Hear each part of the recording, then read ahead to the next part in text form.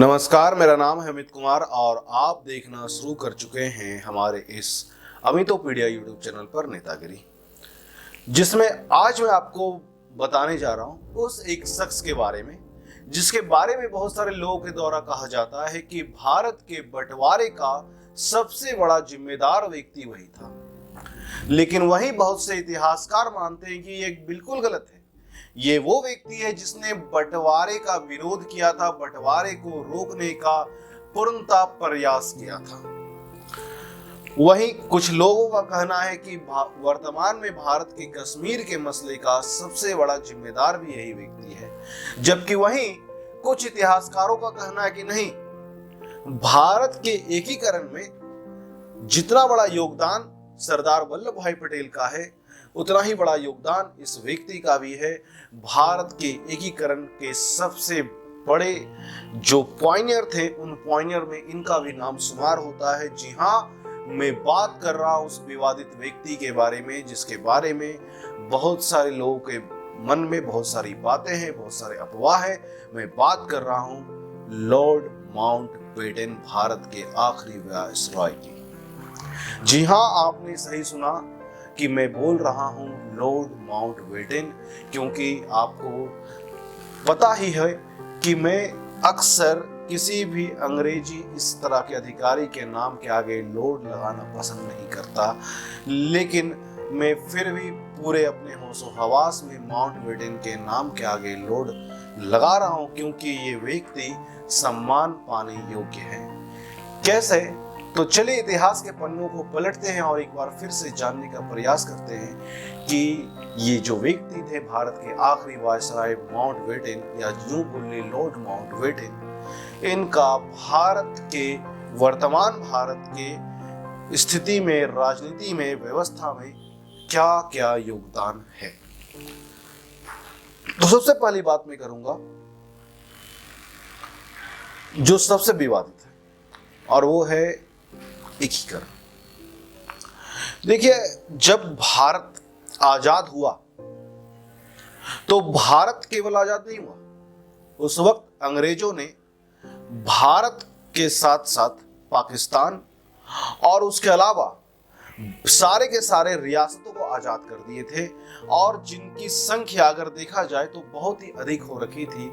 और अगर उतनी संख्या में भारत अगर टूटा होता तो आज छोटे छोटे टुकड़ों में बटा होता। कुल मिला के 565 देशी रियासतों में भारत आजाद हुआ था, और वैसे टूटे फूटे भारत का हम करते भी तो क्या, ना विकास हो पाता, ना और कोई बात हो पाता, क्योंकि अंग्रेजों का ये कोशिश था कि भारत को ऐसा करके जाओ कि कुछ साल बाद वापस हम आकर के इसे वापस से गुलाम बना सके, क्योंकि विश्व युद्ध होने के बाद खुद ब्रिटेन का स्थिति बहुत ही गंभीर हो रखा था, और इसी कारण से वो भारत को जो आजादी दिए, वो आजादी केवल अपने फायदे के लिए दिए। सोचे तब तक हम अपने देश के स्थिति को थोड़ा सुधार लेते हैं 1-2 सालों में, उसके बाद वापस से भारत आएंगे और वापस से यहाँ पर राज करेंगे। लेकिन हमारे देश के उस वक्त के जितने भी नेता थे, उन सबों की वजह से अंग्रेज अपने इस सपने में साकार नहीं हो पाए, और अंग्रेजों के नाकामयाबी के पीछे माउंटबेटन का भी बहुत अहम योगदान है। क्योंकि जब भारत 565 रियासतों के साथ बटा था तो उस वक्त पाकिस्तान को मिला था उनमें से 13, भारत को मिला था 552, और उस 552 में से जो 549 रियासत तो आसानी से भारत से जुड़े, और 3 रियासतों की कहानी आप सबों को पता है, जूनागढ़, हैदराबाद और जम्मू कश्मीर का। इन सबों के एकीकरण में लॉर्ड माउंटबेटन का बहुत बड़ा योगदान है। इसमें 3 व्यक्ति का नाम आता है, सरदार वल्लभ भाई पटेल, लॉर्ड माउंटबेटन और बीपी मेनन। बीपी मेनन एक किताब लिखते हैं जिसका नाम है the story of integration of Indian state, और उसमें वो बताते हैं सारी कहानी। ये बीपी मेनन लॉर्ड माउंटबेटन के सलाहकार थे। वो बताते हैं कि जो रियासत थे वो भारत के साथ जुड़ना नहीं चाह रहे थे, तो वैसे स्थिति में माउंटबेटन एक मीटिंग रखवाते हैं और उस मीटिंग में भारत के सभी रियासतों को आमंत्रित किया जाता है, जिनमें से 100 रियासत पहुंचते हैं माउंटबेटन के उस वक्त के दरबार में, राजभवन में। और वहां पर माउंटबेटन उन सबों को ये नहीं बोलते कि आप भारत के साथ जुड़ो, या ये नहीं बोलते कि आप पाकिस्तान के साथ मत जुड़ो, क्योंकि ये तो पक्षपात हो जाता है। वो केवल ये बोलते हैं कि भारत के साथ जुड़ने से आपको क्या क्या फायदे मिलेंगे। और माउंटबेटन का ओहदा काफी ऊंचा रहा उस वक्त देश में, सारे राजे रजवाड़ों की नजर में। तो उन्होंने माउंटबेटन की सलाह पर ध्यान देना मुनासिब समझा और इस मीटिंग के कुछ ही समय बाद ज्यादातर रियासत भारत में जुड़ गए। भोपाल, जो कि सभी रियासतों को मिला करके एक कॉन्फिडेंसी बनाना चाहता था, वो भोपाल भी माउंटबेटन के कहने की वजह से वो भारत में उसका विलय होता है। जूनागढ़, जिसके साथ जिन्ना एक गेम खेलना चाह रहा था, भारत को फंसाना चाह रहा था, वहां पर माउंटबेटन ही इसे बचाए। क्या था पूरी कहानी जूनागढ़ का, मैं आपको किसी अन्य वीडियो में बता दूंगा जब जूनागढ़ को विस्तार से बताऊंगा। फिलहाल आप माउंटबेटन पर ध्यान दो। तो अंत हम कह सकते हैं कि भारत के एकीकरण में, आज के भारत के निर्माण में माउंटबेटन का तो बहुत बड़ा योगदान था, इसमें कोई संदेह नहीं। अब बात आता है बंटवारे का, कि क्या सच में भारत पाकिस्तान के बंटवारे में माउंटबेटन का योगदान था। तो इतिहास के पन्ने को पलटने पर यही पता चलता है कि माउंटबेटन का योगदान था नहीं। माउंटबेटन हमेशा से चाहते थे कि इस बंटवारे को रोका जाए, लेकिन अंग्रेजी हुकूमत कुछ और सोच रखी थी। माउंटबेटन तो मात्र एक मोहरा मात्र थे। दूसरा विश्व युद्ध खत्म हो चुका था, बहुत सारी महाशक्तियां कमजोर पड़ने लगी थी और ब्रिटेन भी इस स्थिति में काफी कमजोर हो चुका था। और भारत में महात्मा गांधी और इसके अलावा बाकी जितने भी आंदोलनकारी थे, इन सबों की वजह से अंग्रेजों को ये समझ में आ गया था कि भारत में अब टिकना उनके लिए बहुत ही मुश्किल है, क्योंकि उन्हें अपने देश को के आर्थिक स्थिति को भी उभारना था और भारत को भी चलाना था, और ये बहुत ही मुश्किल था उनके लिए। और इसी कारण से वो तय कर चुके थे कि अब भारत को आज़ाद किया जाएगा।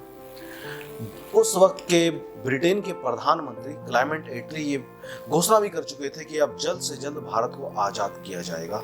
और ये वो चुनाव लड़ने के टाइम ही, यानी चुनाव जीतने के पहले, प्रधानमंत्री बनने के पहले भी घोषणा कर चुके थे। क्योंकि वो इसलिए नहीं क्योंकि उन्हें भारत से प्रेम था, वो इसलिए क्योंकि वो यही सोच रखे थे, पूरी की पूरी अंग्रेजी साम्राज्य, अंग्रेजी हुकूमत यही सोच रखी थी कि पहले स्थिति ऐसा हो रखा है कि अभी अपने घर को संभालना अधिक जरूरी है, तो जल्द से जल्द भारत को रिहा किया जाए, भारत को छोड़ दिया जाए और अपने ब्रिटेन को संवारा जाए। उसके बाद फिर भारत में जाकर के हमला किया जाएगा, उसे कब्जा किया जाएगा। वहीं इस काम को अंजाम देने के लिए अपने मोहरे बना करके क्लेमेंट एटली और ब्रिटिश सरकार भेजती है लॉर्ड माउंटबेटन को भारत 24 मार्च 1947 को, भारत के आखिरी वायसराय के तौर पर। इनका काम था कि भारत को आज़ादी देने के वक्त क्या स्थिति कैसे बनाया जाए उसे मेंटेन करना, साथ ही साथ बंटवारे की चीज़ों पर चर्चा करना।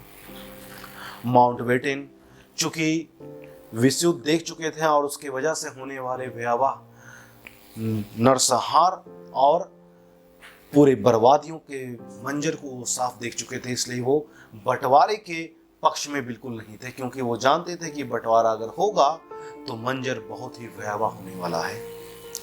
माउंटबेटन इसके लिए जब भारत पहुंचते हैं तो उसके बाद यहाँ पर वो मीटिंग करते हैं। उनका जब पहला मीटिंग हुआ 31 मार्च 1947 को महात्मा गांधी से, तो महात्मा गांधी ना ही नेहरू के पक्ष में बोले और ना ही ये बोले कि पाकिस्तान हिंदुस्तान का बंटवारा होना चाहिए। गांधी यही बोले कि मैं बस शांति चाहता हूं, और वो शांति जैसे भी मिले, वो शांति चाहे इस देश की सियासत पर जिन्ना को बैठाकर मिले या नेहरू को बैठाकर मिले, लेकिन ये बंटवारा नहीं होना चाहिए, क्योंकि बंटवारा होगा तो स्थिति भयावह हो जाएगा। मुझे शांति चाहिए। देश को शांति चाहिए, ये गांधी का बयान था। इसके कुछ ही दिनों बाद जब माउंटबेटन जिन्ना के पास पहुंचते हैं तो जिन्ना का बयान तो बिल्कुल ही विपरीत था। जिन्ना बोलते हैं कि चाहे जो हो जाए मुझे बंटवारा चाहिए, मुझे शांति से मुझे कोई मतलब नहीं, मुझे बंटवारा चाहिए, मुझे पाकिस्तान चाहिए। और इसी वजह से माउंटबेटन की नजर में जिन्ना का कद काफी गिर चुका था नेहरू और गांधी के मुकाबले। और इन सभी चीजों को देखते हुए माउंटबेटन सारे बातों को भापते हुए एक रिपोर्ट तैयार करते हैं और रिपोर्ट को लेकर ये पहुंचते हैं ब्रिटेन, ये बताने के लिए कि भारत के बंटवारे को रोका जा सकता है। उसके कुछ नीतियों को सुझाने के लिए वो पहुंचे, लेकिन वहां पहुंचते ही उन्हें पता चला कि नहीं, ये ब्रिटिश हुकूमत तो कुछ और चाहती है। ये तो पहले ही तय कर रखी है कि भारत के साथ क्या होगा।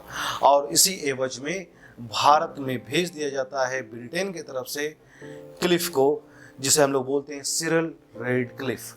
ये जो सिरिल रेडक्लिफ, जिसका काम था भारत का मानचित्र बनाने का, भारत के बंटवारे की रेखा को तय करने का, ये व्यक्ति कभी भारत नहीं आया था। और इसके भारत आने का साफ साफ अर्थ यही नहीं समझ में आया कि अंग्रेजी हुकूमत पहले ही तय कर चुकी थी कि भारत का बंटवारा करना है और कैसे करना है।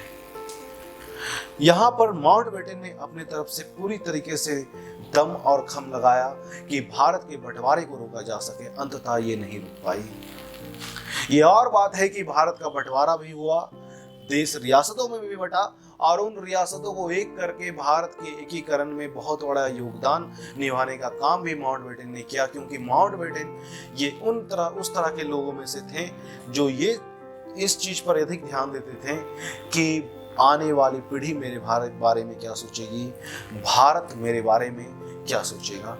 और इसी कारण से माउंटबेटन भारत के एकीकरण में अपना बहुत बड़ा योगदान निभाए हैं। और साथ ही साथ बंटवारे के वो एकदम से खिलाफ थे, लेकिन ये अंग्रेजी हुकूमत के एक मोहरे मात्र थे।